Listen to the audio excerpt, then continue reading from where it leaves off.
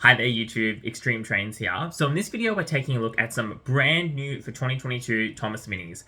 Or specifically, one Thomas Mini. It seems like Series 25 is just a repack series, which has a lot of engines from different waves. We'll talk about that in a bit more detail, but I was super surprised to find these. I've seen them out in New Zealand for a while. I haven't seen them in Australia. I just assumed we weren't getting any of the new minis, and then I was looking for AEG merchandise and found the Series 25 box with 2 minis left in it, and I was like, there's no way the single mini, which is the most collectible one in this series, that's also the only exclusive one, is going to be in that box. But excitingly, it was the single chrome Thomas Mini, which is the only one that's new for Series 25, was one of the 2 that was left in the packaging in the store. So I have purchased it, as you will have just seen, and now we're going to take a look at it in this review. So what are we waiting for? Let's do it.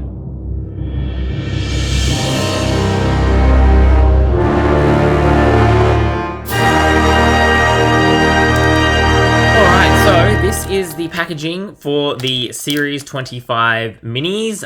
You can see here that we've just got Series 25 on there. Similar packaging to what we had before. I don't know what any of the bad codes are, but I can confirm that if you're looking for the Chrome Thomas, it is 622. Hope that helps you. There you go. You've got the same stuff we've had for the last couple of years on the back. We also get this collector's sheet, which is, again, quite standard. This one is probably one of the most boring ones I've ever seen. Just because, it doesn't arrange the engines in any particular fashion. It doesn't highlight which engines are repeats and which ones aren't repeats. Having a closer look, you can see pretty much all of these are repeats. They've just kind of got, a couple of the dyno engines in there, a couple of the racing engines in there, a couple of the animal engines, some of the greatest moments engines.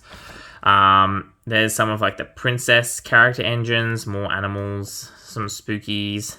And this one is the only one which is brand new for this year. Oh, apologies for that weird angle. And you can see here that it's not even demarcated. Previously, with the shiny engine has been like on the front as like a special thing. Oh, camera's not liking focus.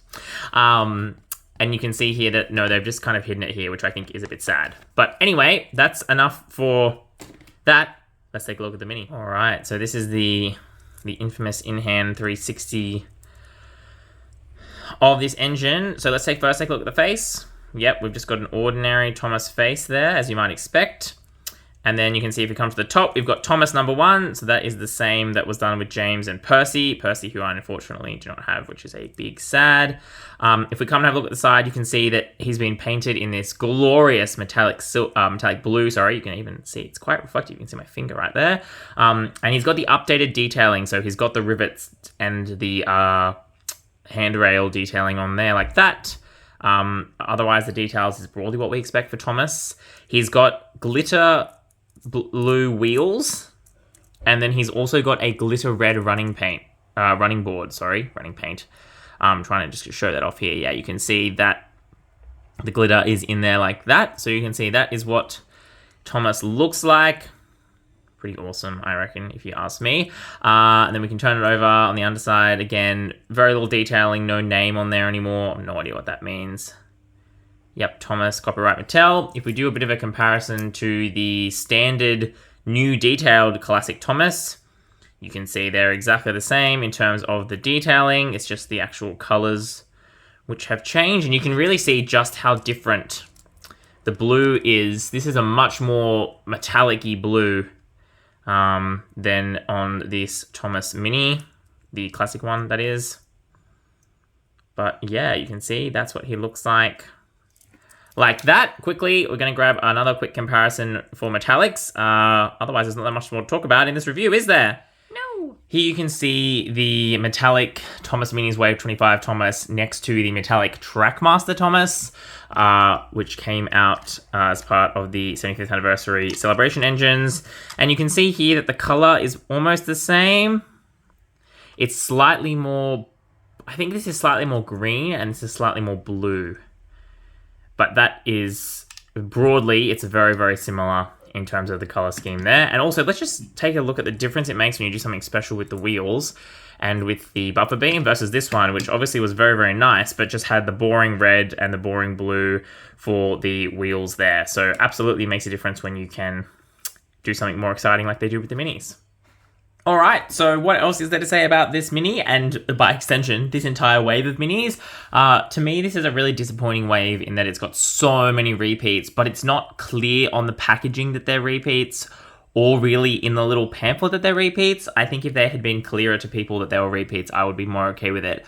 I don't like the idea of like a parent just going in and thinking they're a bunch of new ones, buying a handful and then realizing they're all the same. So they really should make it clearer that this is like a favorites or best of or, something like that. In terms of this specific mini, I think it looks great. I've always really liked the metallic minis that they've done. This one is no exception. It's great to see it with the new detailing. I know some people didn't like the writing on the top. I think that's fine. I think it makes it nice and clear, and it's great they're continuing this series. Again, shame that I couldn't get my hands on Percy or that entire wave of minis. Sad. Yeah, really like the detailing, really like what they're doing with the wheels. This one, to me, is a winner, but again, absolutely, if you're going to pick up a box of these just to get this one, do not recommend it. I was insanely lucky that one of the two that remained in the packaging was this one, which is the only one I wanted, which was obviously quite hard because I was literally having to guess through the plastic because there's nowhere I could find online that has the bag numbers on it anymore. So is this a sign that this is the end for Thomas Minis? I don't know. I really don't.